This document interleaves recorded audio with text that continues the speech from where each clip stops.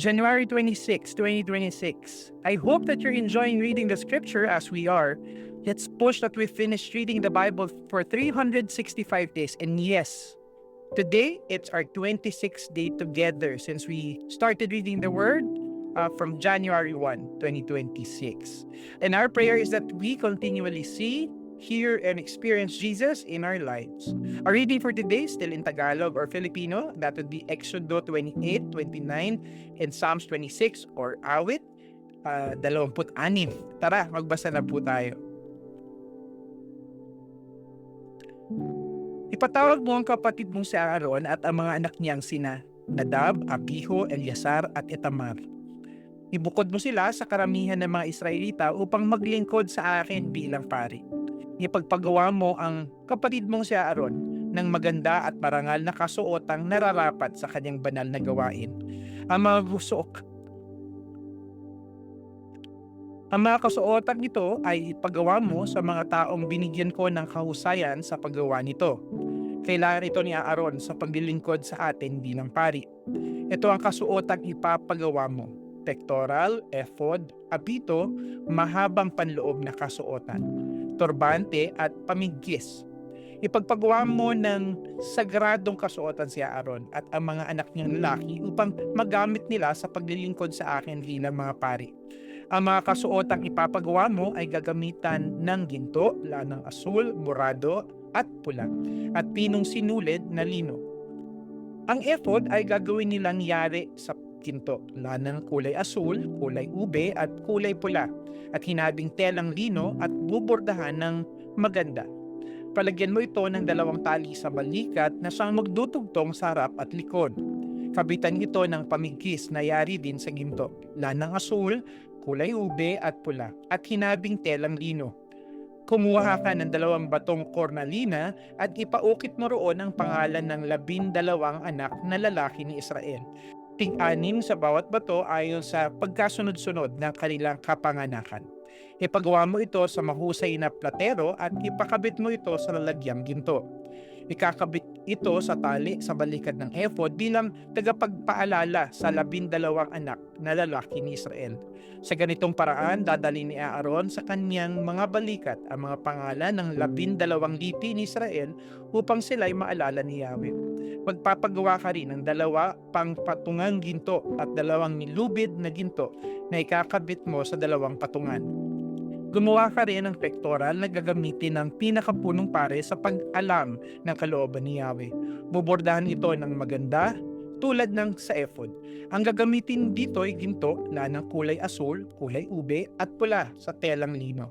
Gawin mo itong parisukat at magkataklob, 0.2 metro ang haba at ganoon din ang lapad. Lagyan ito ng 4 na hilera ng mga mamahaling bato.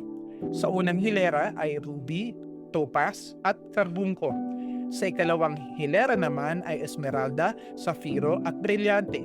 Sa ikatlong hilera ay jacinto, agata at ametista. Sa ika-4 na hilera ay berilo, cornalina at jasper. Ang mga ito ikakabit sa patungang ginto. 12 lahat ang batong gagamitin upang kumatawan sa 12 anak ni Israel, tulad ng isang pantatak. Sa bawat bato'y nakaukit ng maganda ang pangalan ng bawat anak na lalaki ni Israel. Gumawa ka ng 2 maliliit na lubid na ginto at ikabit mo sa pectoral. Kabitan mo ito ng 2 argolyang ginto sa mga sulok sa itaas at dito itatali ang 2 lubid sa ginto. Kabilang dulo ng mga ito ay ikakabit naman sa 2 patungang ginto na nasa tali sa balikat ng ephod sa gawing harapan. Kabitan mo rin ang tig-1 argolyang ginto sa magkabilang sulok sa ibaba sa bandang loob malapit sa ephod. Gumawa ka ng 2 pang argolyang ginto, ikabit mo ito sa tali sa balikad ng ephod. Sa harapan, sa tabi ng dugtungan, sa gawing itaas ng pamigkis. Ang argolya ng pectoral at ang argolya ng ephod ay pagkakabitin ng lubid na asul para huwag maghiwalay. Kaya pagpasok ni Aaron sa dakong banal na suot ang pectoral, dala niya sa tapat ng kanyang puso ang pangalan ng mga lipi ng Israel upang sila'y maalala ni Yahweh. Ilalagay naman sa pectoral ang Urim at Tumim upang ito'y nasa tapat din ng puso ni Aaron pagharap niya kay Yahweh. Tuwing siya'y haharap kay Yahweh, dala niya sa tapat ng kanyang puso ang kagamitan sa pag-alam ng kalooban para sa Israel. Gumawa rin kayo ng damit na ilalagay sa ilalim ng ephod. Ito'y yari sa telang kulay asul. Lalagyan ito ng butas sa kasuotan ng ulo at lalagyan ng tupi ang paligid ng butas tulad ng karaniwang baro upang hindi matastas. Gagawa ka ng palawit na parang bunga ng punong granada na yari sa lanang kulay asul, kulay ube at kulay pula, at ikakabit mo sa laylayan. Pagkatapos, lagyan mo ng kampanilyang ginto ang pagitan ng mga palawit. Ang magiging ayos nito ay isang hanay ng magkasalit na kampanilya at palawit sa buong laylayan. Ito'y isusuot ni Aaron tuwing gaganap ng tungkulin bilang pari upang marinig ang tunog ng kampanilya tuwing siya'y papasok at lalabas sa dakong banal ni Yahweh. Sa gayon, hindi siya mamamatay. Gumawa ka rin ng isang palamuting ginto na may nakaukit ng ganto, inilaan kay Yahweh. Itali mo ito ng asul na lubid sa turbante sa tapat ng noo ni Aaron. Siya ang magdadala ng anumang pagkukulang ng mga Israelita sa kanilang paghahandog kay Yahweh. Sa gayoy, magiging kalugod-lugod sa kanya ang kanilang mga handog. Ipagpagawa mo si Aaron ng mahabang panloob na kasuotan at turbanting yari sa telang lino at pamigkis na bubordahan ng maganda. Ang mga anak naman ni Aaron ay ipapagawa mo ng mahabang panloob na kasuotan, pamigkis at karaniwang turbante upang sila'y maging kagalang-galang at maayos tingnan. Ipasuot mo ito sa kapatid mo si Aaron at sa kanyang mga anak na lalaki. Buhusan mo sila ng langis, italaga at ilaan sa paglilingkod sa akin bilang mga pare. Ipagpapagawa mo rin sila ng linong salawal na hanggang hita para hindi makita ang kanilang kahubaran. Si Aaron at ang anak niyang lalaki ay magsusuot nito pagpunta sa toldang tipanan o paglapit sa altar sa dakong banal para hindi magkasala at ang hindi sila mamatay. Mananatili itong tuntunin para kay Aaron at sa kanyang salinlahi. Exodo 29. Ganito ang gagawin mo sa paglalagay kay Aaron at sa kanyang mga anak na lalaki sa tungkuling bilang mga pari. Kumuha ka ng isang bato, toro at 2 lalaking tupa na walang kapintasan. Kumuha ka rin ng tinapay na walang pampaalsa, bibingkang walang pampaalsa at minasa sa langis. At manipis na tinapay na wala rin pampaalsa na pinahira ng langis. Lahat ng ito ay kailangan nangyari sa pinakamainam na harinang trigo. Ilagay mo ito sa isang basket at ihandog sa akin kasama ng batang toro at ng 2 lalaking tupa. Isama mo si Aaron at ang kanyang mga anak na lalaki sa pintuan ng toldang tipanan at maligo sila roon. Isuot mo sa kanya ang mahabang panloob ng kasuotan, ang damit bago ang ephod at ang pektoral, sa kaitali ang pamigkis ng ephod. Isuot mo kay Aaron ang turbante at ikabit rito ang koronang kinasusulatan ng katagang inilaan kay Yahweh bilang pagtatalaga. Kunin mo ang langis ng pantalaga at buhusan mo ang kanyang ulo. Pagkatapos ni Aaron, ang kanyang mga anak naman ang iyong itatalaga. Isuot mo sa kanila ang mahabang panloob na kasuotan. Itali ang mga pamigkis sa kanilang baywang at ilagay ang turbante sa kanilang mga ulo. Sa gayon, magiging pari sila sa bisa ng aking utos. Ganyan ang gagawin mo sa pagtatalaga kay Aaron at sa kanyang mga anak. Dalhin mo sa harap ng toldang tipanan ang batang toro. Ipapatong ni Aaron at ng kanyang mga anak ang kanilang mga kamay sa ulo ng torong ito. Papatayin mo ang batang toro sa harapan ni Yahweh sa may pintuan ng toldang tipanan. Kumuha ka ng kaunting dugo nito at sa pamamagitan ng iyong daliri, pahiran mo ng dugo ang mga sungay ng altar. Ang matitirang dugo ay ibubuhos mo sa paanan ng altar. Pagkatapos, kunin mo ang taba ng mga laman loob, ang taba ng atay at 2 bato kasama ng taba nito, at sunugin mo sa altar bilang handog. Ang balat, ang karne, at ang dumi ay susunugin sa labas ng kampo sapagkat ito'y handog para sa kapatawaran ng kasalanan. Kunin mo ang isa sa 2 lalaking tupa at ipatong sa ulo nito ang kamay ni Aaron at ng kanyang mga anak. Patayin mo ang tupa. Kumuha ka ng kaunting dugo at iwisik mo sa gilid ng altar. Pagkatapos, katayin mo ang tupa, hugasan ang mga laman loob nito, pati ang mga paa.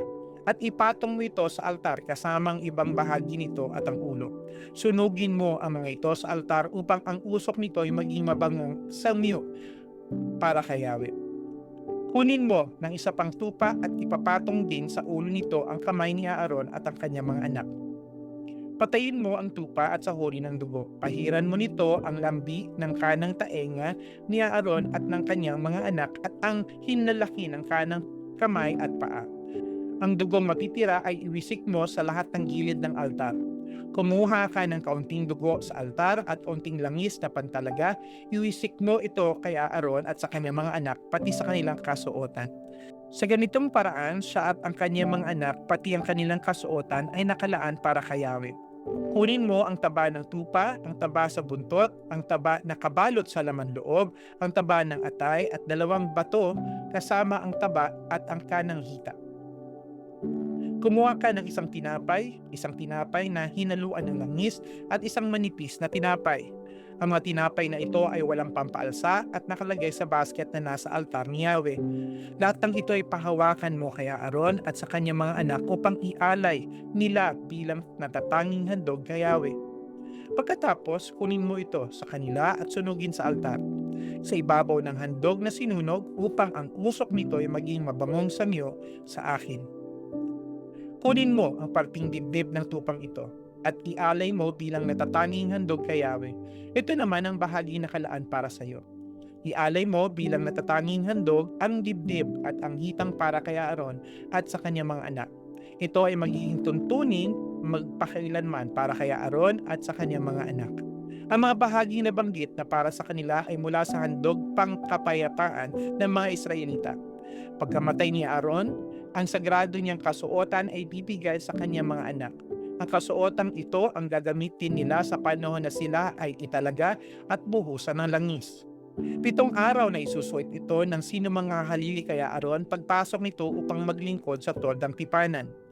Kunin mo ang tupang ginamit sa pagtatalaga at ilaga mo ito sa isang sagradong lugar. Ipakain mo ito kay Aaron at sa kanyang mga anak kasama ng tinapay na nasa basket. Doon sa may pintuan ng toldang tipanan. Kakainin nila ang inihandog para sa kapatawaran ng kasalanan ng sila'y italaga. Mga pari lamang ang kakain nito sapagkat ito'y sagrado. Kung hindi maubos ang tupa o ang tinapay, sunugin ito kinaumagahan at huwag kakainin sapagkat ito'y sagrado. Sundin mong lahat ang inuutos ko sa iyo tungkol sa pagtatalaga kay Aaron at sa kanyang mga anak. 7 araw mo itong gagawin. Araw-araw, maghahandog ka ng isang bakang lalaki para sa pagpapatawad ng kasalanan. Gagawin mo ito upang maalis ang kasalanan sa altar. Pagkatapos, puhusan mo ito ng langis upang maging sagrado. 7 araw kang maghahandog ukol sa kasalanan at pagtatalaga. Pagkatapos, ito'y ituturing na ganap na sagrado at anumang malagay rito ay magiging sagrado. Ganito ang gagawin mong paghahandog sa altar araw-araw. Kumuha ka ng 2 tupang 1 taon ang gulang at iyong ihandog. Isa sa umaga, isa sa hapon. Ang ihahandog sa umaga ay samahan mo ng kalahating salok na pinakamainam na harinang minasa sa 1 litrong langis. Maglagay ka rin ng 1 litrong alak bilang handog na inumin. Ang ihahandog naman sa hapon ay samahan mo rin ng handog na pagkaing butil at inumin upang ang usok nito ay maging mabangong samyo para kay Yahweh. Ang paghahandog na ito ay gagawin ninyo habang panahon. Gaganapin ninyo ito sa harapan ko sa may pintuan ng toldang tipanan. Doon ko kayo tatagpuin. Doon ako makikipag-usap sa inyo. Doon ko nga tatagpuin ang mga Israelita at ang puok na iyon ay pababanalin ng aking kalawalatian. Gagawin kong sagrado ang toldang tipanan. Ganon din ang altar. At ibubukod ko si Aaron at ang kanyang mga anak na lalaki upang maglingkod sa akin bilang mga pari. Ako'y makakasama nila at ako ang magiging Diyos nila. Makikilala nila akong si Yahweh, ang Diyos na nagliligtas sa kanila sa Ehipto. Maninirahan akong kasama nila. Ako, si Yahweh, ang kanilang Diyos. Awit 26. Ipahayag mo ako, Yahweh, na walang sala, pagkat ako'y matuwid at sa iyo'y lubos na umaasa. Yahweh, ako'y siyasatin mo at subukin. Hatulan mo ang iniisip at ang aking hangarin. Pag-ibig mong wagas ang aking patnubay, ang iyong katapatan ang lagi kong kagapay. Di ako nakikisama sa walang kwentang tao. Hindi ako nakikisa sa mga ipokrito. Ang nakikisama sa kanila ay aking kinamumuhian at ang makihalo sa kanila ay aking iniiwasan.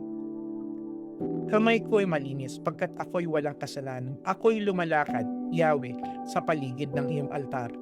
Awit ng pasasalamat ay aking inawit.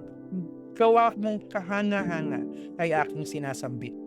Mahal ko, Yahweh, ang templo mong tahanan sapagkat naroroon ang iyong kaluwalhatian. Sa parusa ng masasama, huwag mo akong idamay. Ilayo rin sa parusa ng mahihilig sa pagpatay. Mga taong walang magawa kundi kasamaan at palagi naghihintay na sila ay suhulan. Ngunit para sa akin, gagawin ko ang tama. Kaya iligtas mo ako at sa akin ay maawa. Ako ay iligtas sa lahat ng kapahamakan. Pupurihin ko si Yahweh sa gitna ng kapulungan. Magsamba sa ating Diyos. Magandang araw po.